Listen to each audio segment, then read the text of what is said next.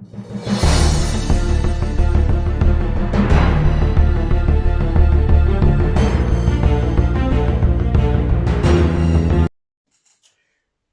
afternoon, keepers of the cash. Gary B, the Casual Comic Guy here, and we are here with another Savage Saturday. And what are we reviewing this week? We are reviewing Marvel Team Up number 79.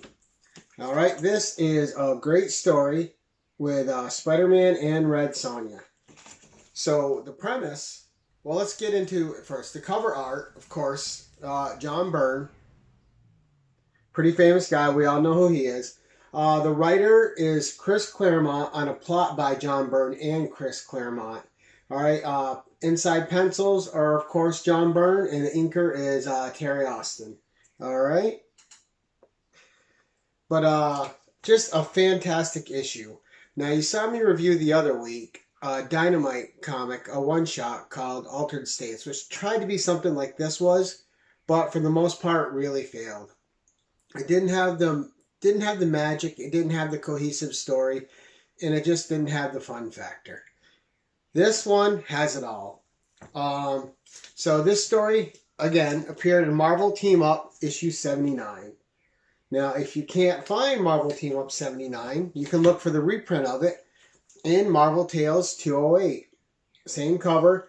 The colors are a bit different. It's a little lighter in some areas, a little darker here and there. Some things are more defined, some things aren't. And the insides, the color is a little bit different. But the same story, same great art, and absolutely fabulous issue. So our story begins, and I'm not going to give it all away, but this is a Marvel team-up. They're self-contained stories, or they run a couple of issues.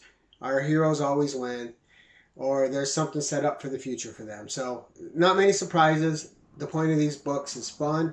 This has fun in spades.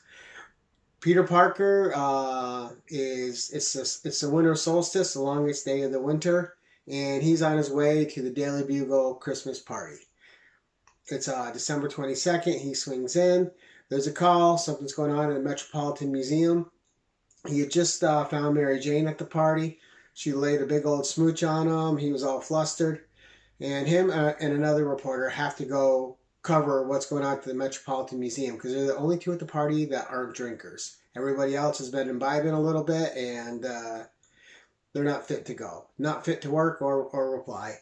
So Peter and this guy are on their way. Mary Jane hopped in the back and went with them because she's Mary Jane. You don't tell Mary Jane she can't do something. When they get there, there's this big flame going up. And what had happened, there's this old security guard in there, and he'd been working there for over 20 years, and he's passing by this museum display, and there's this necklace with a gem, and it's calling to him, and it kind of takes over his mind for a minute. He can't think for himself. He can't do anything but break the glass and grab the necklace with the gem. And when that happens, Kulan Gath is transported into him, and he transforms into Kulan Gath. So right there you have the basic setup. So Kulan Gath is in the modern day. Peter and MJ arrive, and Peter is a little taken aback by the big flame coming out of the Metropolitan Museum of Art. And so is everybody else outside. They're not letting anybody in. Peter and the other reporter push their way in. And I guess the only thing that is bad about it is you pretty much lose that other reporter right away. You have no idea what happens to him. He is just gone.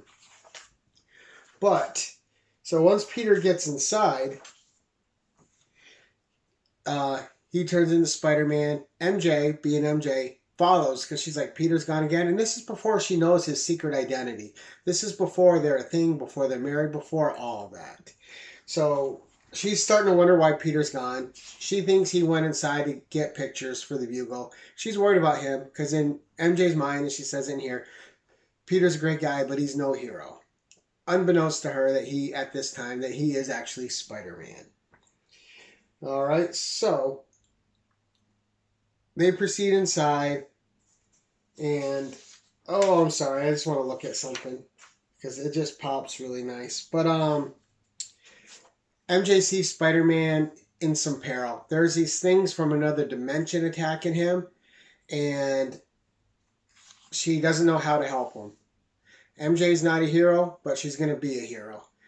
And in this other display, there's a sword. It's glowing. And all of a sudden, it's talking to her, and she can't help herself. She breaks the glass and grabs it.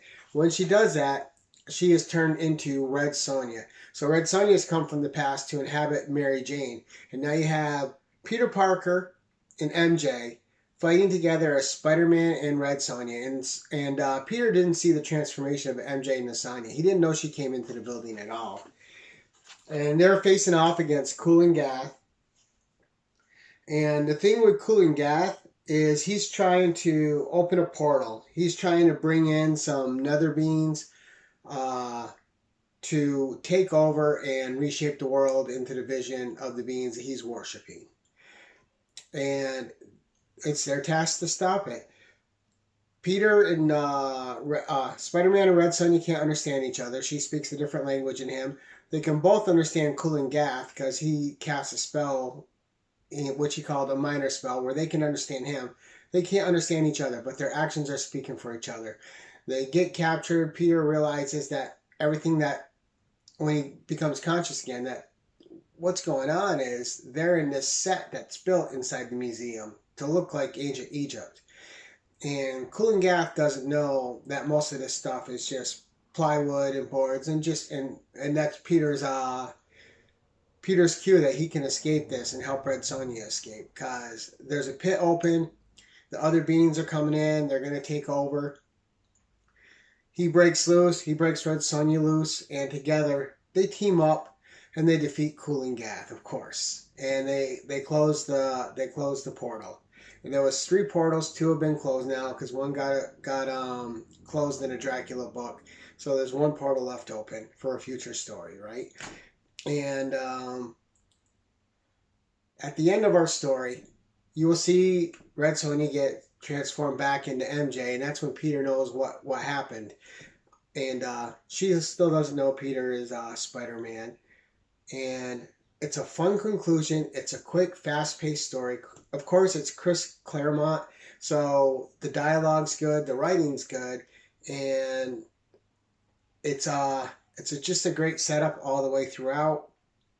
And you get the characters are true to themselves. Peter is always thinking, even as Spider-Man. You know he's a scientist. You know he's solving things with his mind. Peter's, as much as fighting his way out of Spider-Man, usually thinks his way out of situations as well. And I love when they embody Spider-Man that way, because he's not just a fighter. He's more of a thinker. He thinks his way through problems. He thinks his way out of things with solutions that he devises. And it's not just a one-note character. And Peter and Spider-Man, the character's at its strongest when they do that. And they do it beautifully in here. Red Sonja is drawn beautifully by John Byrne, and very emanating Frank Thorne with his rendition of Red Sonja in this book. With the flowing hair, the eyes, very much a Frank Thorne Red Sonja as interpreted by John Byrne. And I probably already showed it now, but there was like a little cameo of Clark Kent because, of course, John Byrne, he's going to sneak him in there. Fun little thing. It's just one panel with one little phrase that lets you know exactly who it is, but it'll be up there. It's probably earlier in the video by now. Just great stuff. But overall, the theme of this, Spider-Man teams up with Red Sonja and who's embodying Mary Jane to defeat an age-old nemesis in Kulan Gath. All right, just a fun story. You know, old evil, old hero, coupled with a new hero, defeating the old evil. Good stuff. Great read.